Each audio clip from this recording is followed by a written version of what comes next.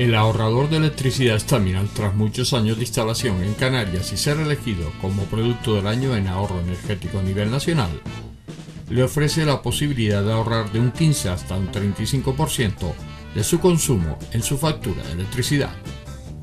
Sea cual sea su negocio local o industria, Staminal tiene el ahorrador que se adapta a sus características. No se fíe de las imitaciones, Staminal solo hay uno, con las homologaciones de la comunidad internacional. No deje que los gastos abusivos de electricidad afecten a la economía de su negocio. Pídanos presupuestos sin compromiso al 928-481-249. Ahorrador industrial de energía Staminal, la solución a su excesivo consumo energético. Recuerde, ahorre de un 15 a un 35% de su factura de electricidad.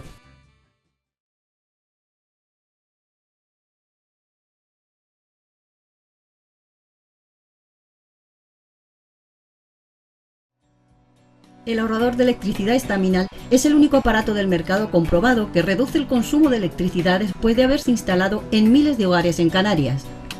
No deje que su factura de electricidad afecte a su economía familiar. Staminal es autoinstalable y no consume electricidad. Staminal le garantiza una reducción de un 20 hasta un 35% de su recibo de luz. Diga basta al excesivo consumo de electricidad y llámenos ya al 928-481-249. Recuerde, puede ahorrar hasta un 35% de su factura de electricidad. Staminal, la seguridad del ahorro.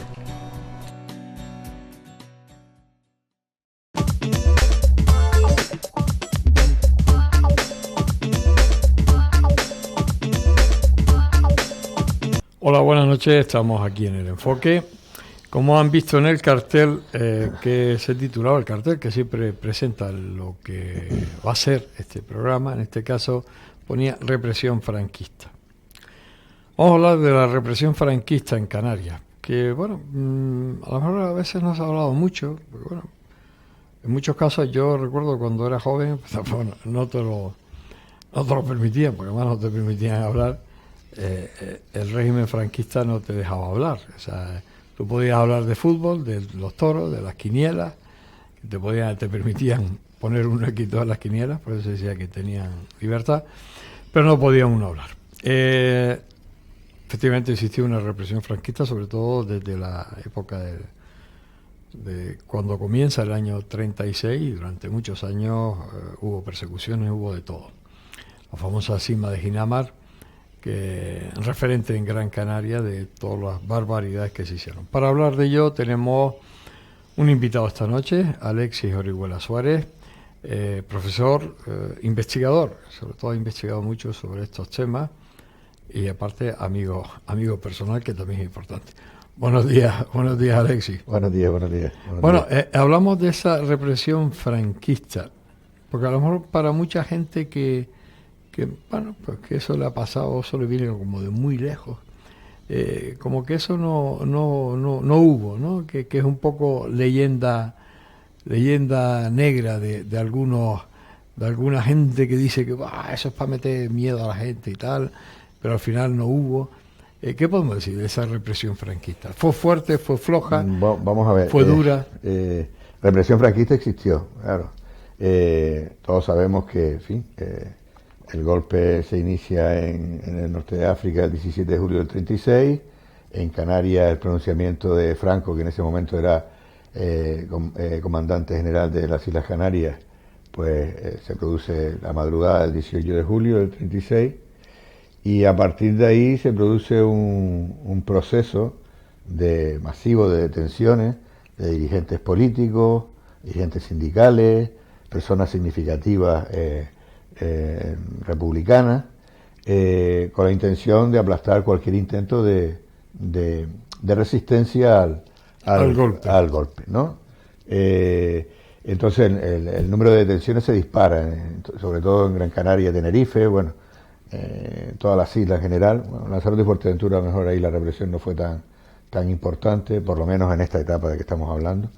Entonces se produce un proceso de detenciones masivas. De hecho, se tienen que montar campos de concentración específicos para toda esa gente detenida, que muchos no estaban acusados de nada en concreto, eran lo que se llamaban presos gubernativos, personas potencialmente peligrosas que eran detenidas porque podían, digamos, resistir al golpe. Lo mismo ocurrió en Tenerife con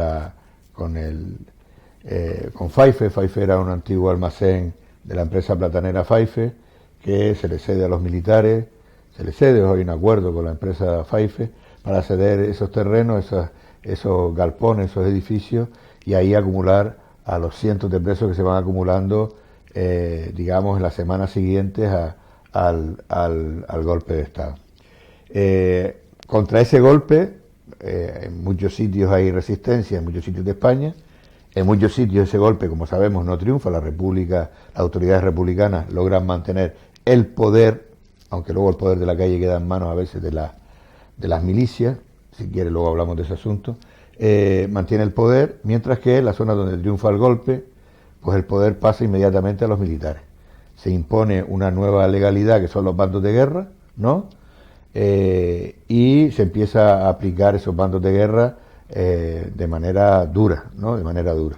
Lo primero, como digo, es la aparición de cientos o miles de detenidos en esos campos. Primero, ya digo, La Isleta y Faife, y luego, a partir de febrero del 37, los presos del campo de concentración de La Isleta se trasladan al antiguo lazareto de Ganto. Y luego, si quieres, hablamos un poco de cuáles son las razones de ese traslado. Luego, junto a ese proceso de detenciones, pues se inicia ya, se le aplica el bando de guerra y se le aplica lo que llamaba con sorna ácida el concuño de Franco, Serrano Súñer, la justicia al revés, es decir, se le aplica el Código de Justicia Militar, creo que era el artículo 237 y 238, si no recuerdo mal, no recuerdo exactamente, a los que tratan de defender la legalidad republicana, y justamente ese artículo se aplicaría a los que se levantan contra el gobierno legalmente constituido, ¿no? Que fue el que salió de las urnas el 16 de febrero del 36, las últimas elecciones, que como todos sabemos, pues gana el Frente Popular, ¿no? Entonces empiezan ya a producirse todo un proceso de juicios sumarios, sumarísimos. Algunos se sustancian con largas condenas de prisión, 30 años, 12 años, 10 años, y otros, ¿no?, se sustancian con condenas a muerte, ¿no? En Canarias hay aproximadamente el número de fusilados entre las dos provincias son unas 122 personas, fueron condenadas a muerte y fueron fusiladas. Algunos de esos fusilamientos pues afecta a una o dos personas o tres, pero otros fueron masivos, ¿no? El primer fusilamiento que se produce legal, y digo legal entre comillas, porque cuando digo legal me refiero que ahí no hay una desaparición, que de eso hablaremos luego, ¿no? Sino lo que hay es un proceso judicial que se recoge en documentos, que aparece en la prensa, las intervenciones de los fiscales, de los militares que ponían para defender supuestamente a los reos, y entonces la primera condena a muerte se va a producir, la primera condena y la primera ejecución en Gran Canaria el 6 de agosto del 1936, que se le aplica esa condena a Eduardo Suárez Morales, que había salido diputado por el Frente Popular en el mes de febrero, ¿no?, en las listas del Frente Popular en la provincia de Las Palmas, y a Fernando Gea, que en aquel entonces era farmacéutico de Agaete y además era el delegado de orden público de la zona norte de la isla de Gran Canaria.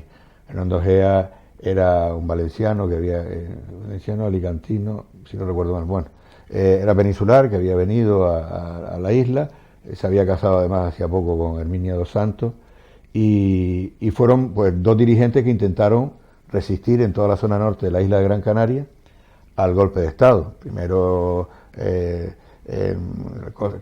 Casayala, luego ya Aruca, Galda, Guía y Agaete. Ahí hay una resistencia y es apoyado por una serie de trabajadores y de campesinos mal armados que intentan resistir a los militares en esta zona. Claro, cuando es aplastado esa resistencia, son detenidos los tres, Fernando, Eduardo y la mujer de Fernando, Herminia dos Santos, en el Barranco del Asno, en la aldea. Se les detiene, ya digo, se le hace un juicio, un remedio de juicio, porque realmente eran juicios militares sin garantías ninguna, además a veces juicios masivos, ¿no? Y se les fusila. El siguiente fusilamiento tiene lugar en Tenerife, también la figura de un miembro de la Guardia de Asalto que no quedó muy claro su posición con respecto al golpe, que intenta resistir, y también se le fusila, creo que ya fue en septiembre. Bueno, a lo largo de 1936 y 37 y hasta el 40 en Canarias se producen una serie de fusilamientos. Los más masivos, es decir, las condenas a muerte y la aplicación de la pena capital tienen lugar en Tenerife, un consejo de guerra que se celebra en Santa Cruz, precisamente en la sede de lo que es hoy el Parlamento de Canarias. Ahí estaba el Tribunal Militar, ahí se celebraron varios consejos de guerra de estos masivos, y entonces hay 21 condenas a muerte, ¿no? De esas 21, el gobierno de Burgos termina decidiendo perdonar a las dos mujeres que habían sido condenadas a muerte. Una de ellas se llamaba Carmen Goya, eran anarquistas, los 21, pero los otros 19 sí se cumplen. Y el 23 de febrero de 1937 son fusilados en el Barranco del Hierro, en Santa Cruz. Esa es una de las fusilaciones, de los fusilamientos, más masivos que tienen lugar en Canarias. Los otros pues son en la isla de Gran Canaria. En el año a finales del 36 hay un intento de asaltar el cuartel el cuartel de la isleta por parte de algunos militares. Hay una especie de confabulación que es descubierta. No se sabe muy bien si realmente fue una provocación para descubrir a quién era o realmente existió ese intento de asalto. Lo cierto es que detienen a decenas de personas, muchos son llevados a los centros de detención, a la calle Luis Antúnez, que había, lo que es el colegio Luis Antúnez, había un centro de detención, otro estaba en la calle León y Castillo, lo que era Educación y Descanso, cerca de la Plaza de la Feria, y ahí muchos pues son brutalmente torturados, golpeados, algunos incluso parece que mueren como consecuencia de esas palizas que se dan en esos dos centros. Y luego hay un montón de militares y civiles que son, digamos, detenidos y enjuiciados con un juicio militar, y hay 10 condenas a muerte, y se cumplen las 10 condenas. Esos son fusilados aquí en el campo de tiro de la isleta, son fusilados esas 10 personas, creo que fue en enero, febrero del 37, no recuerdo, luego tengo aquí el dato, si quieres te lo doy. Y luego los otros fusilamientos masivos tienen lugar también en Gran Canaria, pero son de militares y civiles que habían intentado resistir el golpe en Sidifni, por un lado, y en el Sáhara, en la colonia de Río de Oro, por otro. Ahí hay pues 21 condenas a muerte por un lado y 10 por otro, efectivamente. Y se cumplen, ¿no? Y esas condenas se cumplen y se les fusila. Eso de alguna manera son los fusilamientos más masivos. Luego hay, digamos, fusilamientos menores con tres reos fusilados en Tenerife, ya digo, en el Barranco del Hierro. Aquí se fusila también al alcalde de San Lorenzo, que había intentado resistir junto con otros digamos, individuos de la izquierda política, San Lorenzo, y se fusilan a 5 personas. Y uno de los fusilamientos, que es lo que te iba a comentar ahora, el de los 21 personas, soldados y civiles que procedían de Sidifni, claro, un fusilamiento masivo. Se tuvo que hacer en 2 tandas. Tengo por aquí la fecha, fue, creo que, no recuerdo si fue en enero en diciembre, perdón, del 36. Esos fusilamientos. Cuenta la historia popular, que yo no sé si es real ese esa anécdota, que claro, imagínate, 21 cadáveres se tienen que depositar en una camioneta y trasladarlo a la fosa común que está en el otro lado de la ciudad. Había que atravesar todo el puerto, la calle Alvareda, León y Castillo, Triana, para llegar al cementerio de Vegueta, que era el que había en aquel entonces en la ciudad, ¿no? Y cuenta la gente que el camión no se puso, digamos, muchos impedimentos, iba chorreando la sangre, claro, imagínate 21 cuerpos en ese camión. Yo no sé si esa anécdota es cierta, tiene cierta verosimilitud, puesto que ya digo, son 21 personas que han sido baleadas, ¿no?, en el proceso de fusilamiento.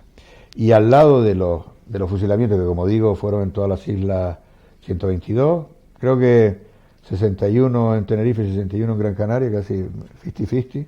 Ya digo, el caso de Gran Canaria, no todos los fusilados eran procedentes de la isla o de otras islas, sino que están estos 31 que procedían del África Occidental y de Sydney. Al lado de esos fusilamientos están pues las desapariciones, ¿no? Que fueron abundantes. Se calcula que entre Gran Canaria y Tenerife, sumándole a esto los fusilados, pudieron ser ajusticiadas en torno a 1000 personas, más o menos. Eso es un número importante. Claro, se queda pequeño si lo comparamos con las masacres brutales de Andalucía o de Extremadura cuando avanzaba el ejército rebelde desde Sevilla o la raya de Portugal para confluir sobre Madrid. Recuerdo que el intento inicial era pues tomar Madrid por las fuerzas que venían desde Andalucía y por las fuerzas de Mola que venían desde Pamplona, ¿no? Eso fue terrible, ¿no? De hecho, hay un historiador, el profesor Espinosa, que le llama la columna de la muerte, ¿no? Pero bueno, para ser Canarias, el número de víctimas es importante. Hay algunos autores que hablan de más víctimas, pero ahora mismo, con los datos que tenemos sobre la mesa, podemos hablar de esa cantidad, ¿no? Vamos a hacer una pequeña pausa. Estamos hablando con Alexis Orihuela. Este primer tiempo yo creo que nos ha puesto en órbita, sobre todo, cómo empezaba en esos años, esos primeros años de la guerra, cómo ya había esa represión, cuando todavía ni siquiera estaban en el poder, habían dado un golpe del Estado, pero bueno, Canarias parece ser que las fuerzas militares se aliaron con los golpistas y bueno, pues ya empezaron a hacer eliminación de personas. Hacemos un alto, enseguida volvemos con ustedes.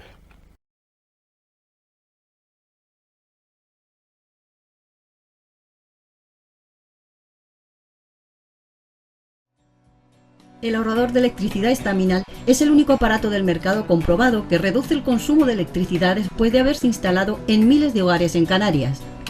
No deje que su factura de electricidad afecte a su economía familiar. Estaminal es autoinstalable y no consume electricidad. Estaminal le garantiza una reducción de un 20 hasta un 35% de su recibo de luz. Diga basta al excesivo consumo de electricidad y llámenos ya al 928-481-249. Recuerde, puede ahorrar hasta un 35% de su factura de electricidad. Estaminal, la seguridad del ahorro.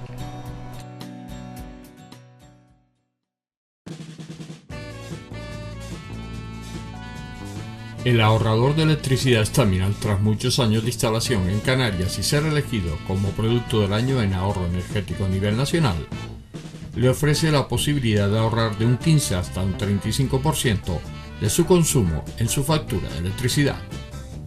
Sea cual sea su negocio local o industria, Estaminal tiene el ahorrador que se adapta a sus características. No se fíe de las imitaciones, Estaminal solo hay uno, con las homologaciones de la comunidad internacional.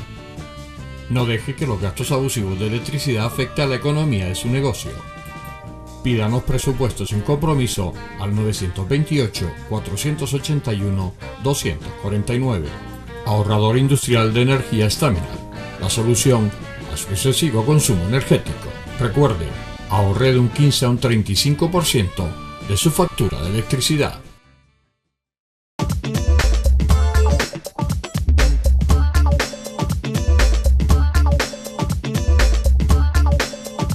Seguimos aquí en este especial del enfoque dedicado a la represión franquista en Canarias. Estamos hablando con el profesor Alexis Orihuela. Estamos hablando un poquito y nos ha hecho en este primer tiempo, pues, nos ha introducido un poco lo que fue aquellos inicios de esa represión, inicios de la guerra, inicios también de la represión franquista y cómo en Canarias, bueno, pues los militares que estaban aquí prácticamente se unieron al golpe. Sí, aquí no hay algún brigada de la Guardia Civil, por ejemplo en La Gomera, que hay una resistencia en Valle Hermoso que se une a los resistentes, hay algún guardia de asalto en Santa Cruz que se une a los resistentes, y luego en el gobierno civil de Las Palmas hay una situación un poco confusa, ¿no? Los guardias civiles que se refugiaron en el gobierno civil de Las Palmas el 18 de julio, que se acantonaron dentro del gobierno, y algunos guardias de asalto estaban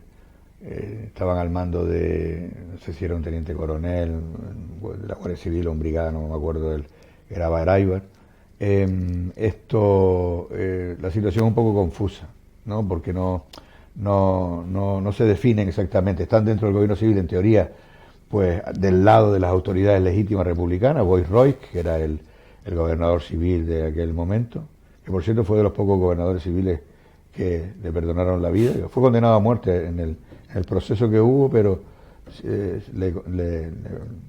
gobierno de Burgos le perdonó la vida, a diferencia de lo que ocurrió con el gobernador civil de Tenerife, de Santa Cruz, Vázquez Moro, y su secretario, que fueron condenados a muerte y fusilados.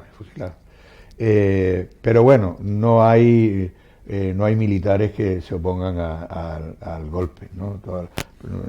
Toda la cúpula militar de las islas, que además había recibido a Franco pues de una manera en fin, fervorosa. Exactamente, no salía la palabra, exactamente. Cuando Franco llega a las islas, porque claro, cuando gana las elecciones del Frente Popular, las elecciones que tuvieron lugar el 16 de febrero, se forma inmediatamente un gobierno que incluía a partidos de la izquierda republicana burguesa. Los socialistas no formaron parte de ese gobierno, ni los comunistas, ni ninguna organización, digamos, de izquierda marxista formó parte de ese gobierno. Fue un gobierno netamente de izquierda republicana, con el apoyo parlamentario, lógicamente, de todas las organizaciones que se habían adherido al Frente Popular. Una de las cosas que hace ese primer gobierno, liderado por Azaña, que vuelve a ser presidente de gobierno, ya lo había sido durante el primer bienio, aunque lo sería por poco tiempo, porque en mayo Azaña se convierte en presidente de la República, ¿no? Pero durante unos meses es presidente de gobierno. Pues una de las medidas que toma es, pues, enviar a Franco y a los militares, digamos, menos fiables, que estaban radicados en Madrid, como Mola, como Franco y otros, Godet, en fin, lo envían a sitios alejados de Madrid. A Franco lo envían al archipiélago canario y a Mola, por ejemplo, lo envía a Pamplona, ¿no? Franco, el día 23 de febrero, las elecciones fueron el 16, y el 23, en la Gaceta de Madrid, que era el boletín oficial en aquel momento, sale el nombramiento de Franco como, en aquel momento, a lo que hoy llamamos capitanes generales, se llamaban comandantes generales. Y esto lo nombran comandante general de Canarias. Le dan 15 días para trasladarse al nuevo destino, y el día, creo que fue el viernes 13 de marzo, llega a Santa Cruz de Tenerife. Había embarcado en Cádiz el día 9, pasó por Las Palmas, hizo noche en Las Palmas, lo traía el Domine, un barco que tiene resonancias duras si quiere luego hablamos del Domine.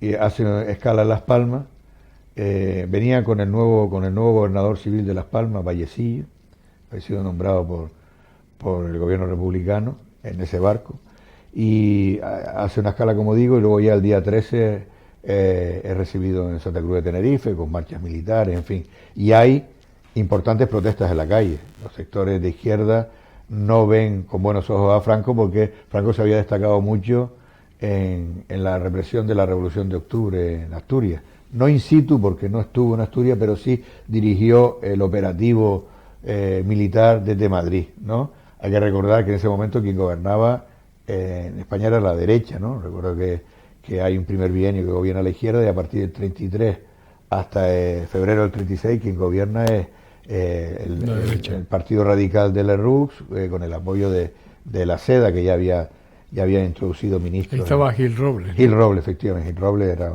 uno de los líderes más importantes de la Seda. Entonces, como digo, pues se le envía a Canarias, es mal recibido por las organizaciones populares en Santa Cruz y muy bien recibido por los militares. La prueba es que, como tú comentabas, no hay ninguna oposición militar. La única oposición que hay al golpe es civil, ya digo, con algunos guardias civiles como... la represión contra esas fuerzas que eran militares, eran soldados... ¿La represión contra quién, dice? Contra esas resistencias que hubieron... entonces, ahí se destacaba, pues, obviamente militares, pero también falangistas, ¿no? Falangistas. Claro, también falangistas participaron en ese proceso. Igualmente que las desapariciones, las detenciones ilegales y desapariciones y asesinatos, pues participaron fuerzas de Falange y de Acción Ciudadana, aunque aquí en Gran Canaria Acción Ciudadana no tenía tanta importancia como en Tenerife, que era una organización que se crea ad hoc como organización represiva por parte de los militares, que se llamaba Acción Ciudadana. Entonces participan miembros de Falange, de Acción Ciudadana, números de la Guardia Civil, de la Guardia de Asalto también, y por supuesto militares, que son los que realizan pues esas detenciones ilegales. Había un famoso sargento que luego sería ascendido a brigada, creo que es así el escalafón militar, que se llamaba Olegario Rodríguez Joaquín, que se destacó enormemente, sobre todo en la represión en Arucas, ¿no? La represión en Arucas, la zona norte aquí, fue terrible. Hubo varias sacas, la madrugada del 19 de marzo son detenidos en Arucas pues más de 100 personas, más de 60 personas, de ellos hay constatados, digamos, documentalmente 62 desaparecidos.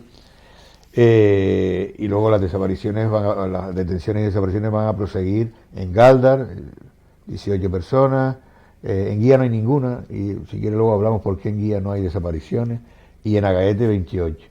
En el caso de Arucas y de Gáldar, muchos de los desaparecidos, asesinados y sus cuerpos desaparecidos, son arrojados a los pozos, ¿no?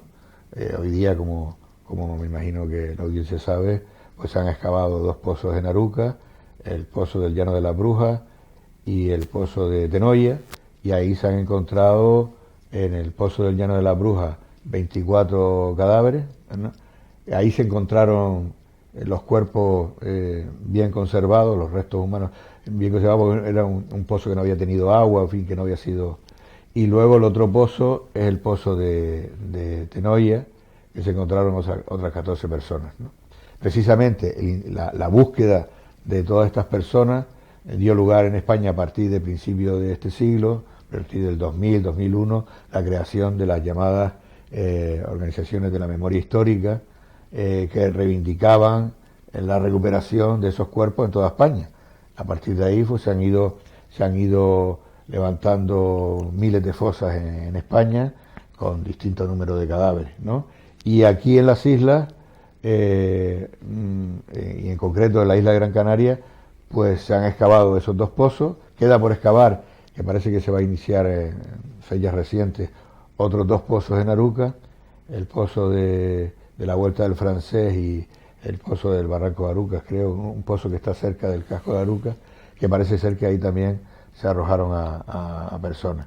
En el caso de estos 2 pozos, sobre todo en el pozo del Llano de la Bruja, todos los cadáveres, que eran 24, ahí se han podido dar nombres pues a una cifra muy pequeña, no sé si eran 5 o 6, porque claro, para dar nombres a los cuerpos hay que hacer muchas pruebas, ¿no? Cotejos de ADN con descendientes, bien hijos, bien nietos, y ahí se han identificado a unos pocos, y en el pozo del Llano de Tenoya se han identificado a otros pocos, ¿no? En el caso de la memoria histórica de Arucas, yo no sé si se sabe, ahí ha jugado un papel muy importante la hija de uno de esos desaparecidos, que es Pino Sosa. A Pino Sosa le desaparecieron a su padre en marzo de de 1937, sabemos exactamente el día, y ella tenía meses, o sea que ella no se acuerda de su padre, pero en fin, esa fue una obsesión familiar, recuperar los restos. Y finalmente lo logró. Ella creía que estaba en el primer pozo que se excavó, porque ahí es donde iban a arrojar a veces clandestinamente flores los familiares y tal, porque claro, la gente en Aruca, o mucha gente en Aruca, y por supuesto los familiares, sabían que ahí habían arrojado a sus deudos, a sus seres queridos, ¿no? Nunca, nunca, nunca durante 40 años, incluso después, y eso más lamentable, en la transición y en la España democrática, se había intentado sacar esos cuerpos y darle la sepultura que cada familia quisiera, ¿no? De hecho, el pozo del Llano de la Bruja se logra llegar se excava en el 2008, ¿no? El 2008, es decir, personas que desaparecieron, sabemos el día que desaparecieron, el 19 de marzo de 1937, ¿sabe el día? No se recuperan hasta el 2008, uno y otro, en el pozo de Tenoya, en el 2017, que ahí sí ya logró Pino Sosa, cotejando el ADN, los restos de su padre.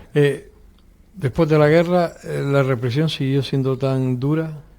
Sí, bueno, la etapa más dura de la represión, pues es, digamos, a partir de septiembre del 36 hasta mediados, vamos a poner mediados del 37.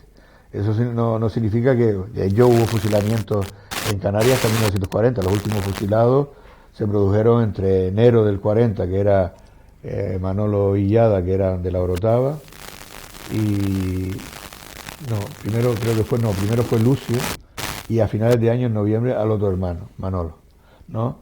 Fueron de los últimos fusilados en 1940, fusilados en relación con la guerra. Luego, después de la guerra, sí hay fusilados, pero tienen que ver con delitos ya.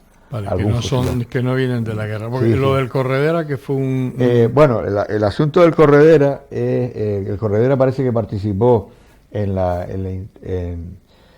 resistencia en Telde. En Telde hubo un importante núcleo de resistencia al golpe, ¿no?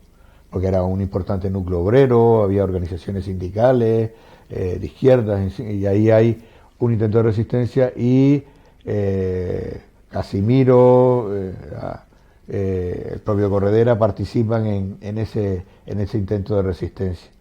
Luego Corredera, que yo sepa, no se le detuvo pues en los años 30, y ya luego ese asunto ya se conecta con digamos, la leyenda popular de la huida y la ocultación del Corredera durante un montón de años, hasta que es descubierto y chivado por alguien de que se encuentra, y lo condenan y lo fusilan. Lo fusilan, no, peor todavía, el Garrote Vil. El Garrote Vil, que era una muerte terrible. Era una muerte terrible. Mejor era ser fusilado, porque moría en el acto, entre comillas, porque hay también algún asunto donde la gente no murió de golpe y al final murieron con el tiro de gracia, ¿no? Pero vamos, el tema del Garrote Vil, que en España existió, pues, creo que hasta los años 50, creo, era terrible, porque era ahogar a una persona con un molinete que iba dando vueltas hasta que era terrible, repartía el cuello, era una cosa absolutamente terrible. Pero no, en el caso de Canarias lo que se produjeron fueron fusilamientos, ¿no? La represión, esa represión franquista, aparte de represión, bueno, nosotros vivimos la última parte del régimen, ya era, vamos, nosotros vivimos yo siempre lo digo, se lo decía a los alumnos, ¿no? Cuando hablaba de las etapas del franquismo, tiene a grosso modo dos grandes etapas, a grosso modo, luego ya si matizamos hay alguna más, es la etapa que va desde el final de la guerra, donde, bueno, ahí lo fundamental, pues, las cantidades de racionamiento, el hambre, en el caso de Canarias, la emigración clandestina de los años 40 a Venezuela, la gente que se metía en los barcos, y se iba a Venezuela cruzando el Atlántico en condiciones penosas.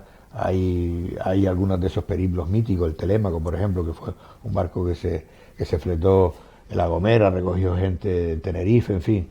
Ese periodo caracterizado por el hambre, por fusilamientos todavía masivos, ya dije antes, no sé si lo dije, que una vez terminada la guerra se siguió fusilando en España por cuestiones relacionadas con la guerra, pues hasta los años 40, ¿no? Se calcula el número de fusilados en torno a 50.000, que no es moco de pavo, 50.000 personas fusiladas una vez la guerra terminada, una vez la guerra acabada. Hay que recordar que la República no estableció el estado de guerra hasta el final de la guerra, cuando ya decretó el estado de guerra formalmente. Eso eran unas condiciones legales. Los militares declararon el estado de guerra desde el primer momento. Y el estado de guerra se mantuvo hasta 1948, desde el punto de vista formal. Entonces, era lo que estábamos hablando, el tema del franquismo. Entonces, en esa primera etapa, caracterizada por el hambre, una represión durísima, que luego se va a ir atemperando. Los años 50 fueron los años donde ya el régimen empieza a ser aceptado por la comunidad internacional, los acuerdos con Estados Unidos del 53, los acuerdos con la Santa Sede, y el régimen empieza a sacar la cabeza, ¿no? La visita de Eisenhower en el año 59, pero la situación económica seguía siendo penosa, dura. Claro, ¿qué ocurre a partir de 1959, los años 60? La situación económica cambia por completo, ¿no? España, la política económica de autarquía que había implantado el régimen, que era depender de nosotros mismos, ¿no? Importar lo menos posible, eso fue un fracaso absoluto, hundió al país económicamente, y el marasmo económico a la altura de finales de los años 50 era terrible, hasta que los ministros de López le dicen a Franco: mira, o cambias la política económica o nos quedamos sin esto se va al garete, ¿no? Entonces se decide cambiar la política económica, que fue el plan de estabilización del 59. Eso permitió la llegada de capitales extranjeros, la mejora de la situación económica, la llegada del turismo, empieza a llegar el turismo, eso aporta también divisas al país, exactamente, y luego se da un proceso migratorio hacia Alemania, Bélgica, muchos españoles, Francia, efectivamente, Suiza, se van muchos españoles a trabajar y eso y a mandar divisas y a mandar dinero, efectivamente, mandan dinero, mucho dinero y luego otro fenómeno que se da en los años 60 es las migraciones internas. De Andalucía, Extremadura, las zonas más pobres del país, van a Vizcaya, donde están como mano de obra barata, Vizcaya, a Cataluña, la zona industrial. Entonces nosotros, por eso estaba contando este rollo, nosotros nacimos en esa época, yo nací en el 57, somos de final de los 50, entonces nuestra vida, nuestros primeros estudios, institutos, etcétera, coincide con esa etapa del franquismo bien diferente. La represión ya no es la represión de los años 40, sigue habiendo represión, en el año 62 creo se fusila a Julián Grimau, y hay que recordar que el régimen, poco antes de morir Franco, Puig-Antich o los 5 que fusila del FRAP y de ETA, 1975, en octubre, pocas semanas antes de morirse el dictador, ¿no? Vamos a hacer un pequeño alto. Está interesante el tema, se nos va el tiempo, hay muchísimo que hablar, pero bueno, hacemos un pequeño alto y bueno, pues enseguida estamos con ustedes. El ahorrador de electricidad Staminal, tras muchos años de instalación en Canarias y ser elegido como producto del año en ahorro energético a nivel nacional, le ofrece la posibilidad de ahorrar de un 15 hasta un 35% de su consumo en su factura de electricidad. Sea cual sea su negocio local o industria, Staminal tiene el ahorrador que se adapta a sus características. No se fíe de las imitaciones, Staminal solo hay uno, con las homologaciones de la comunidad internacional. No deje que los gastos abusivos de electricidad afecten a la economía de su negocio. Pídanos presupuestos sin compromiso al 928-481-249. Ahorrador industrial de energía Staminal, la solución a su excesivo consumo energético. Recuerde, ahorre de un 15 a un 35% de su factura de electricidad.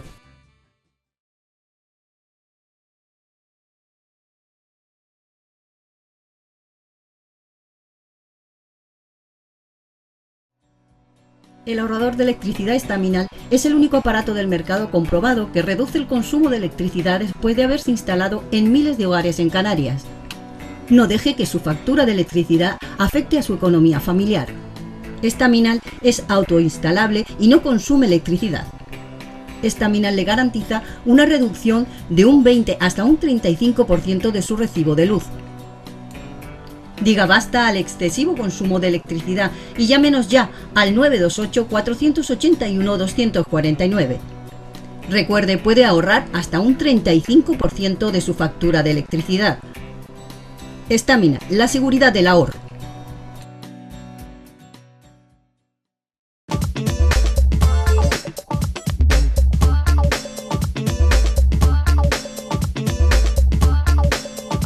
Llegamos a la parte final de este enfoque dirigido a esa represión franquista en Canarias. Estamos hablando con Alexis Orihuela. Estamos hablando un poquito de todo lo que fue, sobre todo los primeros años que fueron más duros, estando todavía la guerra, esta guerra civil, promocionada y provocada por estos golpistas, porque claro, después también se le enseñó a la gente poco más que las hordas masónicas, porque además no lo dejaron entrar en los masones, y por eso le cogió tanta tirria a los masones.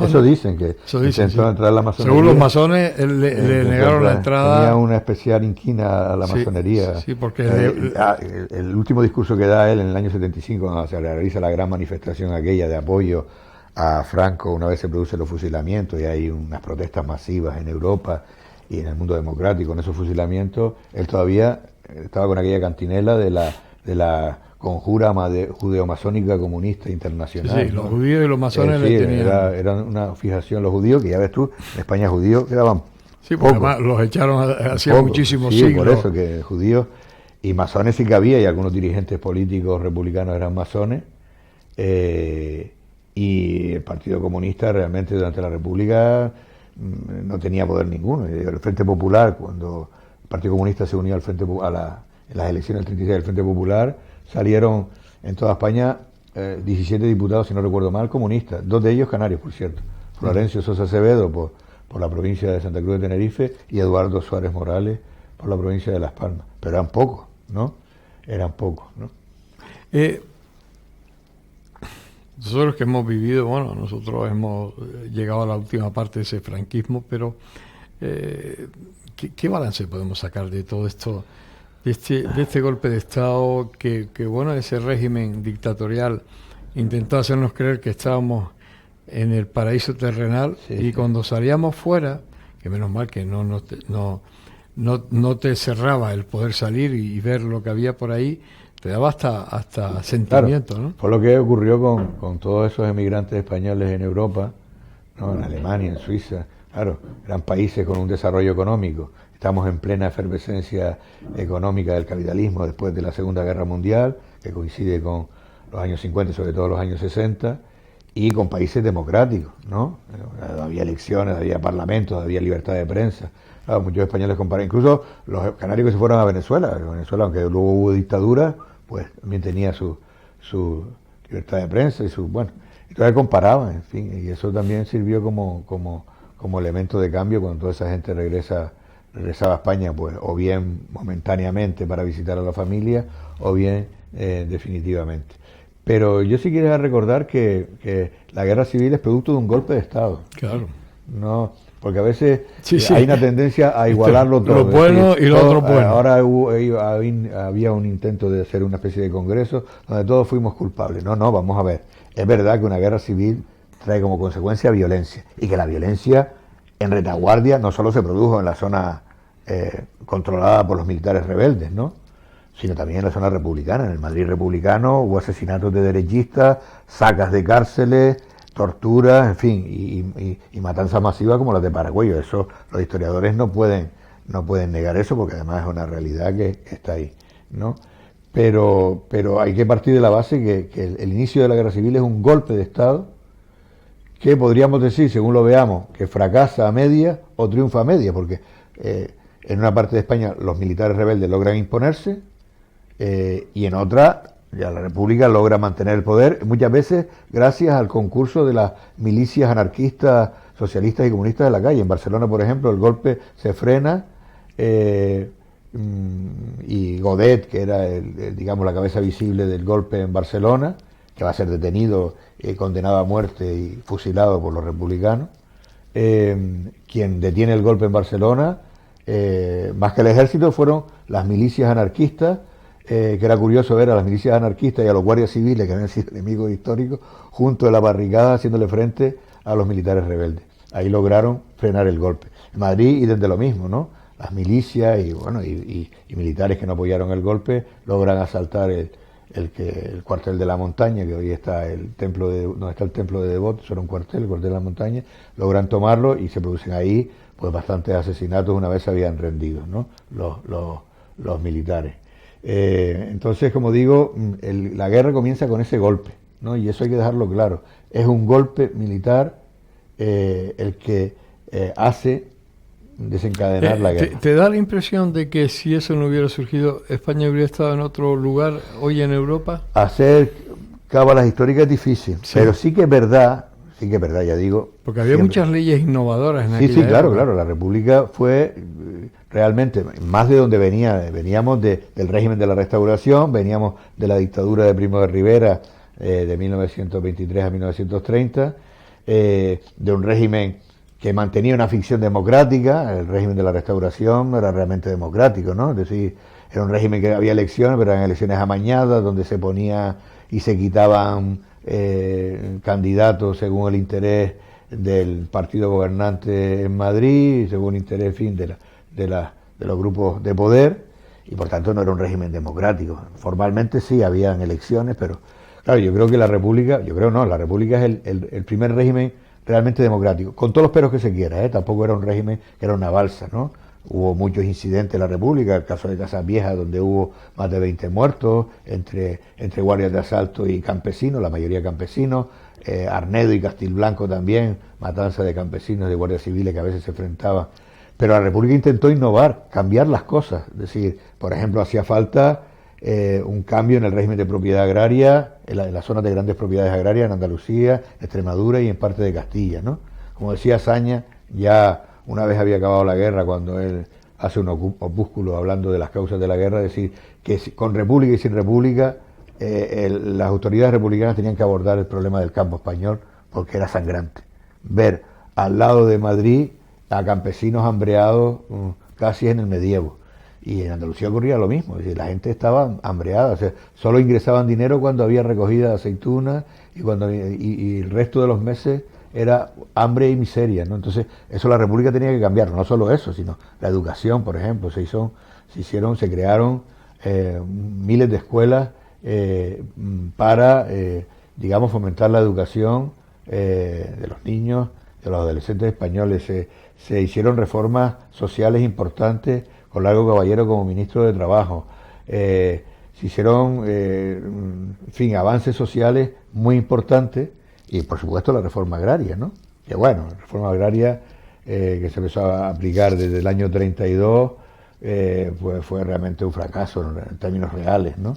Entonces, un intento de hacer cambios. Claro, esos intentos de cambio, de secularización, por ejemplo, secularizar la escuela pública, quitar la religión de la escuela pública, despertó unos enormes rechazos en los sectores más poderosos de este país, ¿no? En la gran burguesía, en los grandes propietarios agrarios, en la iglesia, una iglesia ultra conservadora, muy conservadora. La prueba es que la iglesia de los primeros momentos de inicio de la guerra civil se puso del lado de los militares rebeldes, ¿no? Y consiguió luego, después de terminar la guerra, grandes compensaciones económicas, políticas y de todo tipo, ¿no? Entonces fue un régimen que duró poco, del año 31 al año 39, porque la República dura hasta el 39. Es verdad que los últimos 3 años en guerra, en conflicto armado, y fue un intento de acercar el país a Europa, los países más desarrollados, que acabó en fracaso, pero en fracaso porque hubo un golpe que se impone y que se intentó justificar con que la República era un régimen violento, en fin, cosa que, en fin, los autores, la historiografía más seria hoy, es verdad que hubo incidentes violentos, pero eso no justificaba un golpe de Estado que desencadenó una violencia todavía más brutal que le costó a este país cientos de miles de muertos y miles de exiliados, ¿no? Claro, Y el retraso seguramente. Exactamente, y luego la imposición de una dictadura que inicialmente quedó aislada de los países democráticos porque se le acusaba, claro, hay que recordar que Franco en gran medida ganó la guerra por el fuerte apoyo italiano y de la Alemania nazi, eso no hay que olvidarlo. Famosa entrevista que se produce en Hendaya entre Franco en octubre del 40, si no recuerdo mal, y Hitler, y luego la visita en Bordighera entre Franco y Mussolini, ¿no? Fueron dos apoyos fundamentales.